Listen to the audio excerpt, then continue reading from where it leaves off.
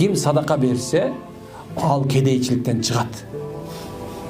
Кедей болуп туруп садака берсең дагы. Ким бай болуп туруп садака берип турган болсо, анын байлыгы дагы артат.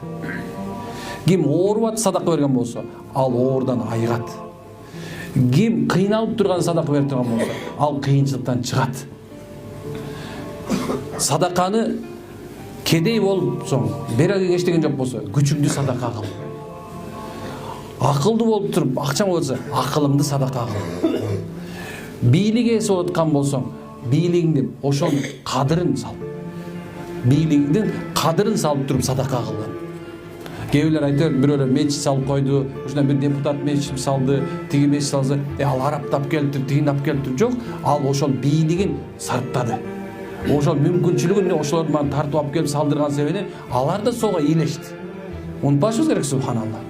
Мына демек садаканы бардык тараптан кылса болот. Акылың менен, күчүң менен, байлыгың менен так эчтекең жок болсо, субханалла, адамдарга зыян бербешиң садака. Так эч нерсе кыла албай аткан болсоң, күлүп койсоң да бул садака.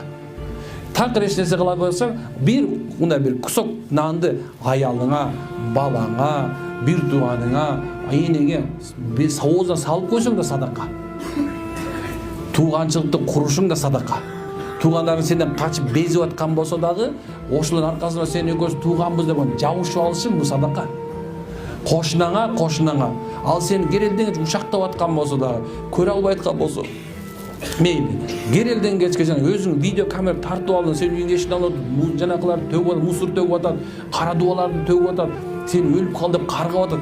Ассаламу алейкум жанына бара берсин, садака.